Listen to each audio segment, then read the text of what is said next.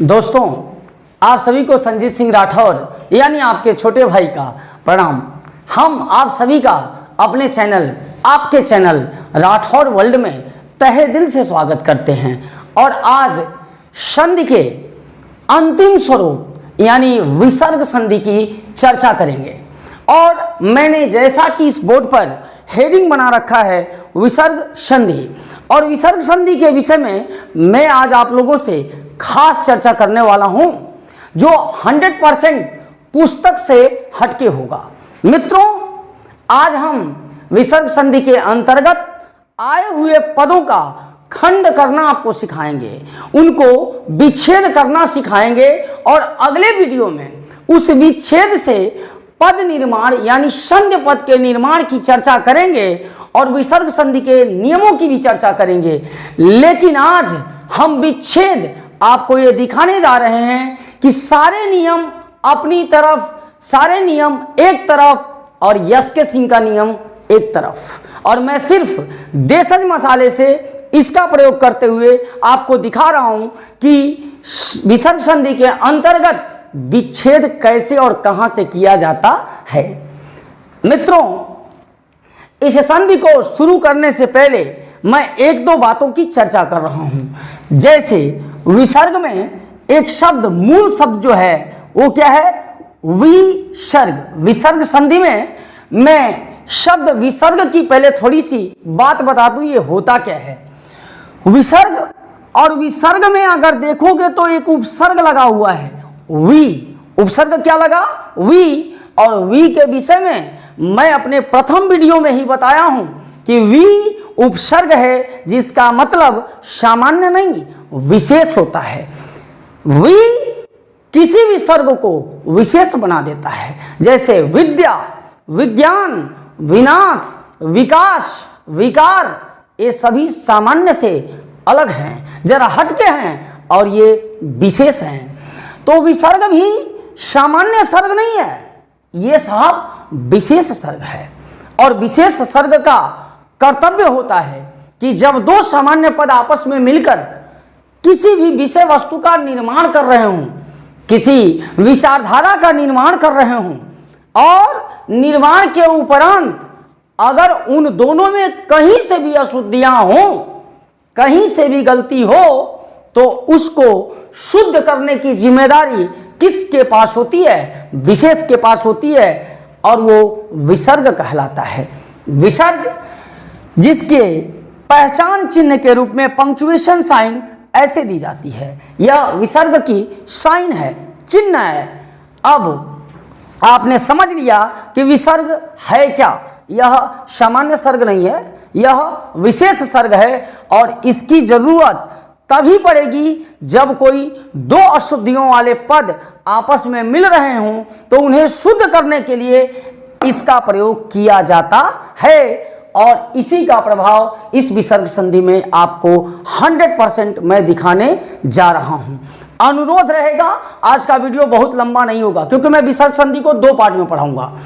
आप इस वीडियो के प्रारंभ से अंत तक रहिएगा और आज पढ़ने का मजा लीजिए देसी अंदाज में, देसी ट्रिक के साथ। तो मैं यहां से हटा रहा हूं, और पहले मैं ये बता रहा हूं कि ये विसर्ग संधि होती क्या है। विसर्ग संधि को मैं परिभाषित कर रहा हूं, और परिभाषा जो है कि विसर्ग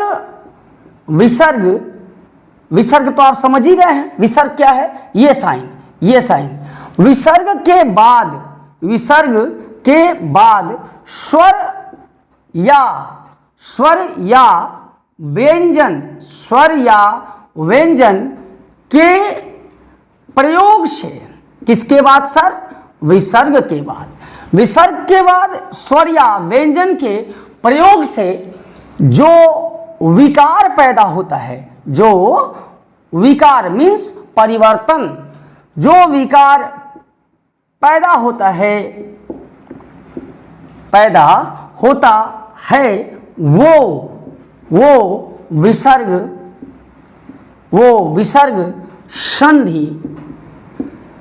विसर्ग संधि कहलाता है। वो विसर्ग संधि कहलाता है या उसे विसर्ग संधि कहते हैं। क्लियर? ये इसकी परिभाषा है, ये विसर्ग संधि की परिभाषा है। अब मित्रों हम एक बात कहें तो इसको हम एक ऐसे भी लिख सकते थे ना, एक साधारण बात में लिखें तो ऐसे लिख सकते थे ना कि विसर्ग प्लस स्वर ऑब्लिक व्यंजन, विसर्ग प्लस स्वर ऑब्लिक व्यंजन बराबर कौन सी संधि? विसर्ग संधि। विसर्ग संधि को, परिभाषा को, विसर्ग संधि को समझने के लिए मात्र और मात्र अगर ये बात आप दिमाग में रखिए, ये मैं इसको बॉक्स में कर दे रहा हूं, ये बॉक्स में कर दिया सर, तो ये है विसर्ग संधि। विसर्ग प्लस स्वर अथवा व्यंजन बराबर विसर्ग संधि, ये इसकी परिभाषा हुई। अब हम आते हैं, आपको एक बात समझा रहे हैं, जरा गौर करिएगा और ध्यान दीजिएगा इस बिंदु पर। ध्यान आपको क्या देना होगा? ध्यान आपको देना होगा सर कि ये हम एक बात कहें सर कि विकार जो पैदा होता है, आपने कहा कि वर्णों के मिलने से जो विकार पैदा होता है, इसको आप कमेंट बॉक्स में क्रॉस भी कर सकते हो। वर्णों के मेल से जो विकार पैदा होता है वो संधि कहलाती है। और वर्ण कितने प्रकार के हैं? मात्र और मात्र दो प्रकार के, स्वर और व्यंजन। तब तो यहां एक मैटर पैदा होता है कि सर स्वर से स्वर के मिलने पर, स्वर से स्वर के मिलने पर जो विकार पैदा हुआ था वो स्वर संधि थी, और व्यंजन से स्वर अथवा व्यंजन के मिलने से जो विकार उत्पन्न हुआ वो व्यंजन संधि थी। तो फिर ये विसर्ग नामक चिड़िया आई कहां से? ये मैटर है ना कि विसर्ग नामक वर्ण नहीं होता, और आपने कहा वर्णों के मेल से जो विकार होता है उसे संधि कहते हैं। स्वर से स्वर के मिलने पर जो विकार पैदा हुआ आपने स्वर संधि कहा, स्वर से व्यंजन या विसर्ग के मिलने पर जो विकार पैदा हुआ आपने व्यंजन संधि कहा। तो ये विसर्ग संधि किस चिड़िया का नाम है? और विसर्ग संधि तो कोई वर्ण नहीं है। तब ये विसर्ग क्या है इसको आप समझिए। तब कहता क्या है, अब मैं अपना फार्मूला आपको बता रहा हूं, तब ये क्या कहता है कि मैं आपको ये अब अपना फार्मूला दे रहा हूं कि स्वर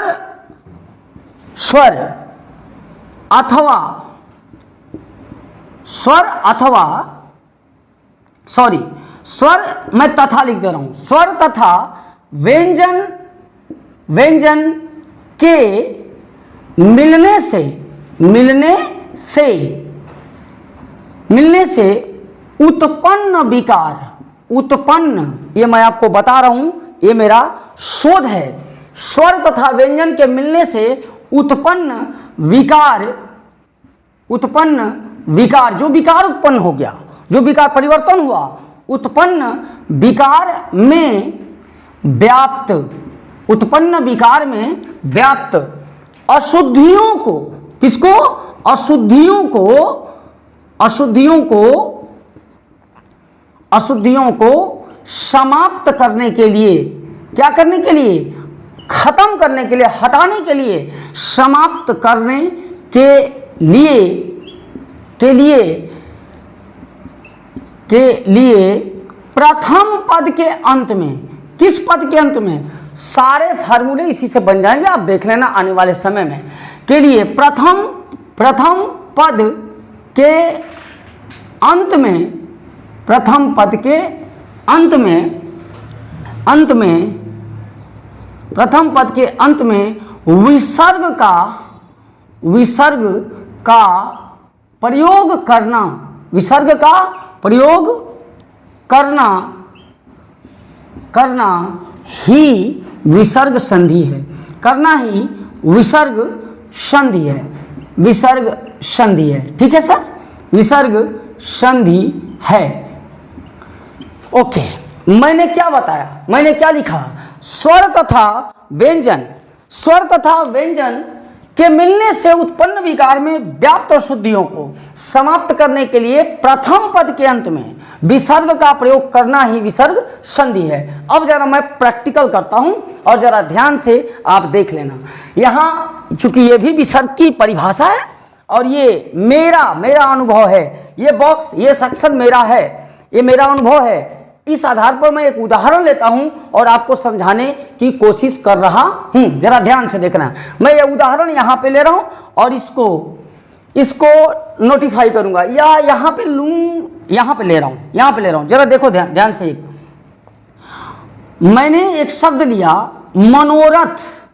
क्या लिया? मनोरथ लिया। मैंने शब्द लिया मनोरथ। तो आपको विसर्ग संधि तोड़ने के लिए 1% चिंता नहीं करना है। आपको केवल और केवल स्वर संधि के नियमों पर ही विद्यमान रहना है, क्योंकि आप वर्णों का मिलन कराएंगे और आप आराम से वर्णों का मिलन कराइए। आप पहले वर्णों का मिलन कराइए, तो अगर आप मिलन देखते हो तो मनोरथ में एक झंडी और ये स्वर संधि के गुण संधि की तरफ इशारा कर रहा है। जो वर्णों के मिलन से विकार हो रहा है तो यहां वो विकार पैदा हो रहा है। मन, ध्यान से देखना, धन उरथ, मन धन उरथ, अ धन उ बराबर ओ, ये गुण संधि का विकार पैदा हो गया। मन धन उरथ, तो कहा कि ये उरथ में मन तो सार्थक पद है लेकिन उरथ सार्थक पद नहीं है। तो सार्थक पद क्या है, सही पद क्या है? रथ। तो आपने क्या लिखा? स्वर तथा व्यंजन के मिलने से स्वर, मनोरथ में मन, ये मन से अ से उ मिला, स्वर से स्वर मिला, तो विकार पैदा हुआ ओ का। व्याप्त अशुद्धियों को, अब इसमें उ की अशुद्धि है, ये उ क्या है? अशुद्ध है। अगर उ को हटा दिया जाए तो ये सार्थक हो जाए। अशुद्धियों को समाप्त करने के लिए प्रथम पद के अंत में, प्रथम पद कौन सा है? मन के अंत में विसर्ग का प्रयोग करना ही विसर्ग संधि है। तो ये अशुद्धि को हम उड़ाए, हटाए और शब्द आ गया रथ, और प्रथम पद के अंत में क्या ठोक दिया? गंगाजल। मैं बोलता हूं गंगाजल, यानी विसर्ग और संधि आ गई मनधन रथ। जो विकार किसका पैदा हुआ था? गुण का, स्वर से स्वर के मिलने पर विकार पैदा हुआ, लेकिन उसमें अशुद्धि थी। उस अशुद्धि को ही दूर करने के लिए प्रथम पद के अंत में आप किसका प्रयोग करते हो? विसर्ग का प्रयोग करते हो, और वो कहलाती है विसर्ग संधि। मैं एक एग्जाम्पल और लेता हूं। जैसे आपने यहां पर एग्जाम्पल समझा रहा हूं, आपने एक शब्द देखा होगा आशीर्वाद। क्या देखा होगा सर? आशीर्वाद। देखो मेरे सूत्र से चलो, कोई प्रॉब्लम नहीं होगी यार। आशीर्वाद की बात करोगे तो ये अर की मात्रा है, वहां पे किसकी मात्रा है? अर की मात्रा है। आशीर्वाद को तोड़ने से पहले एक रफ कार्य करता हूं, और आपने इसकी संधि तो स्वर संधि में पढ़ी ही ना, महाधन ऋषि। महाधन ऋषि, महाधन ऋषि ये टूटा था। कैसे टूटा था?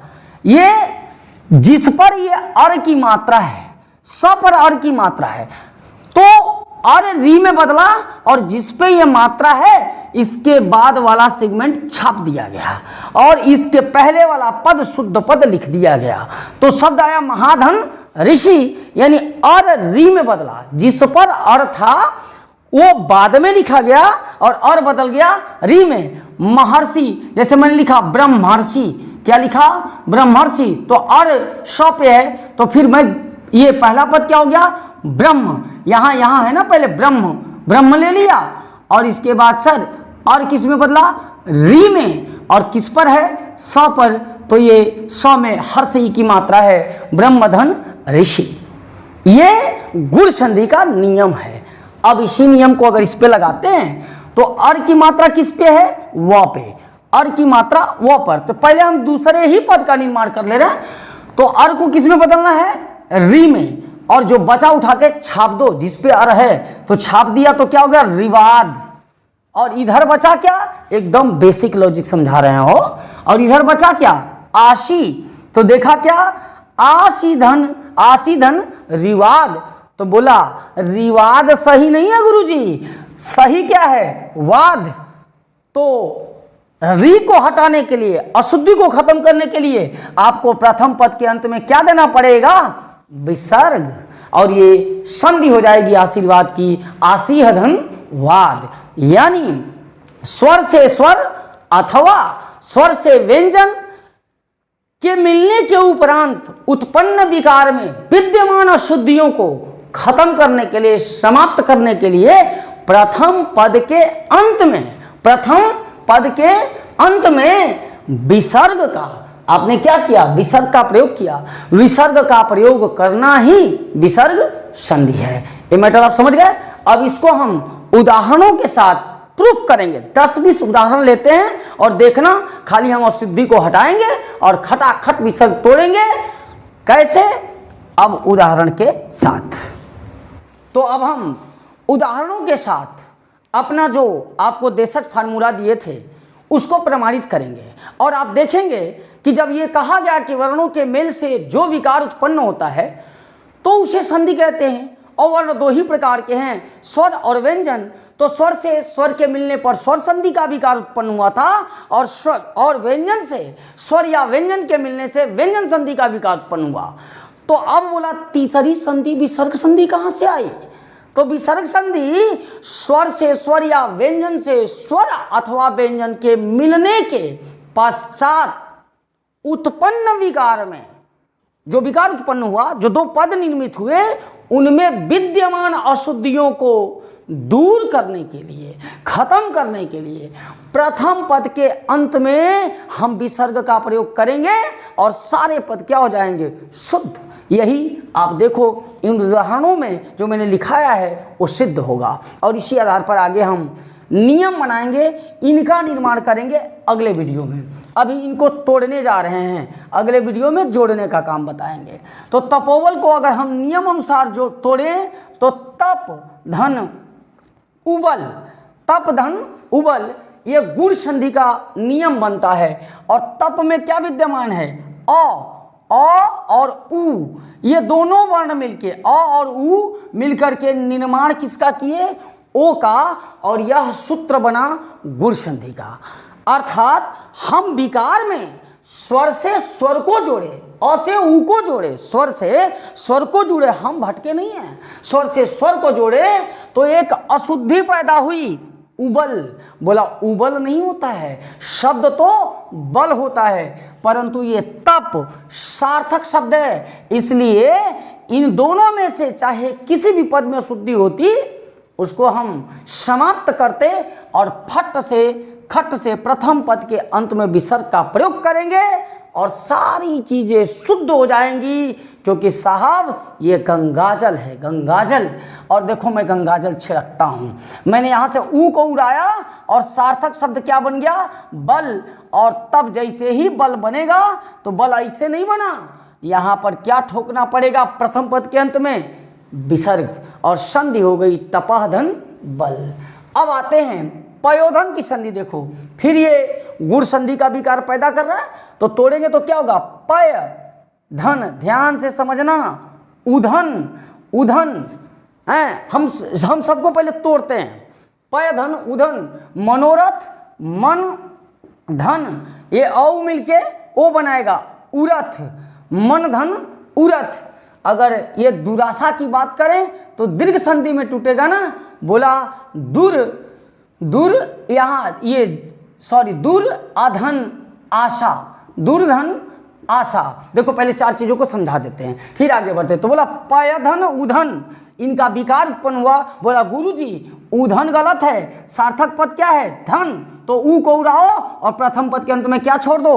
गंगाजल। विसर्ग बोला उरथ गलत है, सार्थक पद रथ है, तो इसको हटाओ और प्रथम पद के अंत में क्या ठोक दो? गंगाजल यानी विसर्ग। बोला अब देखो दूरधन आशा, दू उपसर्ग है, दू उपसर्ग है। दूर का दुराशा से कोई लेना देना नहीं है, नेगेटिव थिंकिंग है। तो बोला दूर में र गलत है, तो र को हटाया ना, अशुद्धि को हटाया ना, तो अशुद्धि को हटाएंगे तो प्रथम पद के अंत में क्या ठोकेंगे? विसर्ग। और यही कहलाएगी विसर्ग संधि। बोला पुनर्जन्म, तो अर की मात्रा बनाया, अर की, तो जिस पर अर बनता है, मैंने एग्जाम्पल में बताया महर्षि, महाधन, ऋषि, स पर अर था, तो अर को री में बदलो और जिस पर वो अर की मात्रा है उसको उठा के द्वितीय पद का निर्माण करो और शेष से प्रथम पद का निर्माण करना ही अर से गुण संधि का निर्माण होता है। तो जब पुनर्जन्म किया तो ये क्या हो जाएगा? इधर क्या हो जाएगा, पुन, इधर पुन, और इधर और किस में बदलेगा, री में, री में, और ये क्या हो जाएगा, क्या बचा, जन्म, री जन्म, री जन्म बचा। तो कहा गुरुजी पूछ रहे हैं जन्म की री जन्म क्या सार्थक है, तो बोला सर री जन्म गलत है और सार्थक पद क्या है, जन्म। तो इसको उड़ाया अशुद्धि को, तो प्रथम पद के अंत में क्या ठोकना पड़ेगा, विसर्ग। देखो कितना आसान है। निर्बल उसी तरह तोड़ेंगे तो ये अर किस पे है, बल पे। तो देखो पहले द्वितीय पद का ही निर्माण कर देते हैं यार। तो क्या हो गया, रिबल, और इधर बचा क्या है, नी, नी। तो बोला रिबल नहीं सार्थक है, बल सार्थक है, अशुद्धि उड़ेगी और क्या आ जाएगा, विसर्ग, निधन बल। अब देखो यहाँ दुरुपयोग, जरा ध्यान से देखना, दुरुपयोग। तो अब क्या हुआ, ये दीर्घ संधि, विकार दीर्घ संधि का पैदा होगा। बोला दुरु धन उपयोग, दुरु धन उपयोग, उ धन उ बराबर दीर्घ उ। बोला ये विकार आपने पैदा किया, लेकिन उत्पन्न विकार में दुरु शब्द नहीं होता, ये दू शब्द होता है, दुह दुह। तो बोला रू गलत, रू को हटाओ, तो रू को हटाया, अशुद्धि खत्म, और प्रथम पद के अंत में गंगा जल यानी विसर्ग। बोला निश्चिंत, अगर निश्चिंत में देखो उपसर्गों को, दू में भी उपसर्गों को अलग किया, तो यहाँ से देखो दोनों पद टूट रहे हैं, यहाँ से दोनों पद टूट रहे हैं सब में। यहाँ से ये दू अलग, ये यहाँ जहाँ से संयुक्त है तालव्य स, मूर्धन्य स और दंत्य स, तालव्य स, मूर्धन्य स और दंत्य स। जब क से, उसमें भी ये मैं कल बताता, अगले वीडियो में बताऊंगा, बट थोड़ा इशारा कर दे रहा हूं कि छ से संयुक्त होने का अधिकार तालव्य स को है, छ से संयुक्त होने का अधिकार तालव्य से है। और ट छ के बाद ट ठ, आज समझ रहे हो, क ख प और फ, कौन कौन बोला, ट ठ क ख। वर्ग का पहला और दूसरा वर्ण से ही तीनों से जाके मिलता है, तीनों से मिलता है। तो छ से मिलने का अधिकार तालव्य स को है, और क ख ट ठ तथा प फ से मिलने का अधिकार मूर्धन्य स को है। जबकि त और थ से मिलता कौन है मालूम, दंत्य स। तो जहां तालव्य स, दंत्य स, मूर्धन्य स दिखे उनको उड़ाओ और विसर्ग ठोको, संधि कभी गलत नहीं होगी, वहीं से दोनों पद अलग हो जाएंगे। देखो मूर्धन्य स दिखा, तो मूर्धन्य स दिखा, तो इसको देखो यहाँ मैंने तोड़ दिया है। तो यहाँ प दिखा ना, हमने कहा था क ख ट ठ प फ से मूर्धन्य स जुड़ेगा, छ से तालव्य स और त थ से दंत्य स जुड़ता है। ये सूत्र है जिसको अगले वीडियो में बताऊंगा। तो अगर निश्चिंत को तोड़ा तो शब्द आया निधन इश्चिंत, दोनों पद अलग, निधन इश्चिंत। तो बोला कि इश्चिंत सार्थक है कि चिंत, इश्चिंत चिंता होती है ना, चिंता में मूल शब्द चिंत है। तो बोला ये गुरुजी गलत है, तो गलत है तो हटा के यहाँ क्या ठोक दो, विसर्ग, हो गई विसर्ग संधि। बोला दुष्प्राण, तो बोला अलग अलग करो, दू धन अस्प्राण। तो बोला अस्प्राण की प्राण, तो बोला अस्प्राण नहीं प्राण, तो हटाओ और खट से क्या ठोक दो, विसर्ग। फिर बोला धनुष टंकार, देखो यहाँ संयुक्त हुआ, तो बोला धनु धन अष्टंकार, अष्टंकार। तो बोला अष्टंकार की टंकार, तो बोला अष्टंकार नहीं टंकार। तो अशुद्धि को उड़ाओ और प्रथम पद के अंत में क्या ठोको, विसर्ग। खट खट अपने से टूटेगा हो। दुस्साहस, यहाँ पे स संयुक्त हुआ, दोनों पद को अलग करो, जहां संयुक्त हो रहा है दूधन असाहस, तो बोला असाहस की साहस। तो बोला गुरुजी उड़ेगा, अशुद्धि है उड़ेगी, और यहाँ क्या हो जाएगा, विसर्ग। बोला दुशासन, तो फिर इसको भी अलग अलग किया, तो दूधन अशासन, बोला अशासन की शासन, तो बोला शासन। तो बेटा इसको उड़ाओ और यहाँ क्या छिड़क दो, गंगाजल, गंगाजल विसर्ग हो, शुद्ध कर देगा। अनुच्छेद, यहाँ पर अनु उपसर्ग है, अनु उपसर्ग है, तो पद अलग अलग हुआ, अनु धन छ संयुक्त अच्छेद। तो बोला अच्छेद की छेद, तो बोला अच्छेद गलत है, इस अशुद्धि, ये अशुद्धि है, उड़ाओ और छेद हो गया, तो यहाँ क्या ठोक दोगे, विसर्ग। यानी उत्पन्न विकार में अशुद्धियों को समाप्त करने के लिए प्रथम पद के अंत में विसर्ग का प्रयोग करना ही विसर्ग संधि है। और इस आधार पर जब तोड़ोगे एक भी विसर्ग संधि टूटने के संबंध में, विच्छेद के संबंध में कभी गलत हो ही नहीं सकती, ये गारंटी, ये चैलेंज है। फिर बोला निस्तेज, तो फिर इसको देखो उपसर्ग नी को अलग किया, तो बोला अस्तेज, तो बोला अस्तेज की तेज, तो बोला इसको उड़ाओ और क्या ठोक दो, विसर्ग। फिर बोला छत्र छाया, तो फिर इनको दोनों पद अलग होंगे, तो छत्र धन अच्छाया, तो बोला अच्छाया की छाया, तो बोला गुरुजी छाया, तो चौक को हटा दो और फिर क्या यहाँ पे आ जाएगा, छत्र धन छाया। समझ में आ रहा है ना? थोड़ा बहुत आगे पीछे दिक्कत होगा तो कमेंट बॉक्स में बताना भाई। अब आए मैटर प्रातः काल पे। अब एक बात बताइए कि जहां प्रातः काल में विसर्ग पहले ही से है, प्रातः काल में आपको ये दिख रहा है ना कि प्रातः काल में विसर्ग पहले ही से है, तो जहां विसर्ग पहले ही से है, जहां खुद गंगाजल है, क्या उसको आप शुद्ध कर सकते हैं? तो एक रामबाण फॉर्मूला रखो कि जब दो पदों के मध्य विसर्ग दिखाई दे तो उसी विसर्ग से लेते हुए दोनों पदों को क्या कर दो, अलग कर दो, और अलग करोगे तो ये क्या हो जाएगा, प्रातः, प्रातः यहाँ विसर्ग है, यहीं से ये फट जाएगा, यहीं से ये फट जाएगा। अंतःकरण, अंतःधन करण, प्रातः काल, प्रातःधन काल, अंतःपुर, फिर यहीं से ये विसर्ग है, ये है तो ये शुद्धि तो है नहीं, ये शुद्ध है, तो ये हो जाएगा अंतःधन पुर, अंतःपुर। फिर आओ पुरस्कार, तो पुरस्कार में देखोगे तो यहाँ पर दो पद है, यहाँ पर ये संयुक्त हुआ, तो फिर आप दोनों पदों को अलग करो, जहाँ संयुक्त है पुरधन अस्कार, तो बोला अस्कार की कार, अस्कार की कार, तो बोला अस्कार में ये अशुद्ध है गुरुजी, कार सही है, तो यहाँ ठोको विसर्ग और यहाँ कार लिख दो। फिर बोला नमस्ते, तो नमस्ते यहाँ संयुक्त हुआ, नम, ये शब्द क्या हुआ, नम धन अस्ते, नम धन अस्ते, तो बोला अस्ते कि ते। देखो भैया संस्कृत में एक रूप चलती है आत्मनेयी पद में, ते अते अंते से अते द्वे ए आवहे आमहे, ये रूप चलता है, तो बोला अस्ते नहीं, ते सार्थक शब्द है, ते है ते, तो बोला इसको हटाओ, अशुद्धि को हटाया तो प्रथम पद के अंत में क्या चला जाएगा, विसर्ग।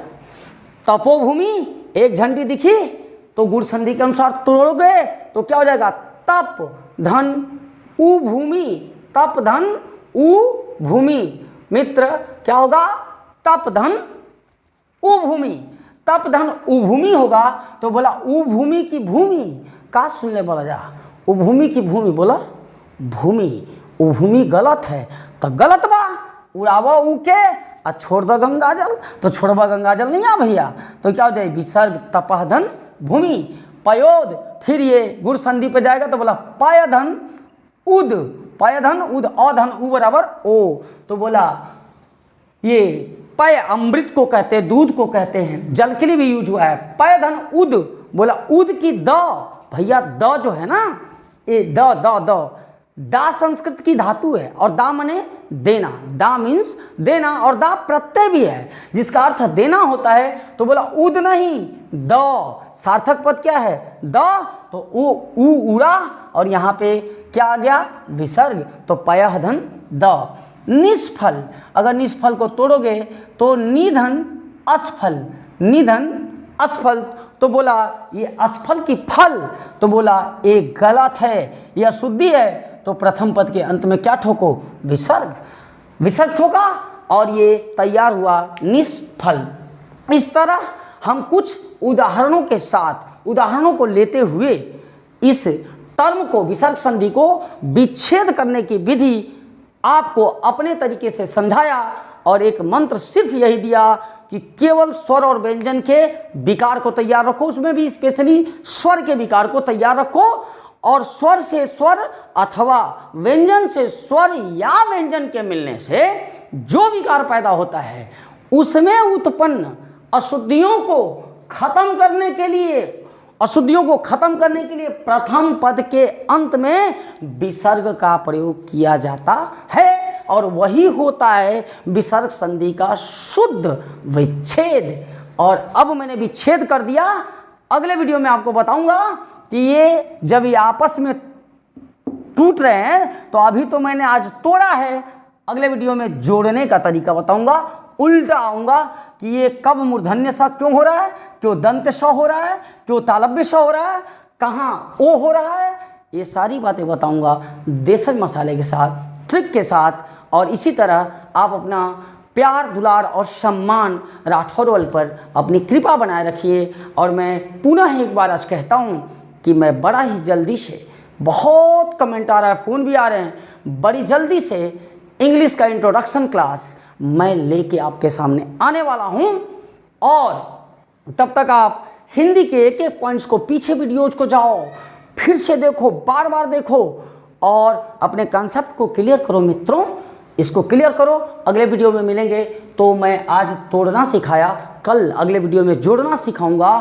तब तक के लिए आप खूब मन लगा के पढ़ो, जम के पढ़ो, कुछ करना है, लड़ना है, संघर्ष करना है और सफलता को प्राप्त करना है। और राठौर वर्ल्ड के, यानी यदि हमसे छोटे हो तो अपने बड़े भाई को, और यदि हमसे बड़े हो तो हम सर झुका के आपसे आशीष का इंतज़ार कर रहे हैं। आपका आशीर्वाद चाहिए। हमारे वीडियोज अगर अच्छे लग रहे हों तो इनको फैलाइए, उन बच्चों तक पहुंचाइए जो आर्थिक समस्या के चलते पढ़ नहीं पा रहे हैं, उन लोगों तक पहुंचाइए जो कोसों दूर बैठे हुए हैं, अभाव में जी रहे हैं। मित्रों, अगर ये वीडियो उन तक पहुंचा दिए और एक भी बच्चा अगर कहीं मंडे एग्जाम में सफल हो गया तो सच बोलता हूं, ये चैनल शुरू करने का मेरा उद्देश्य उसी दिन कंप्लीट हो जाएगा।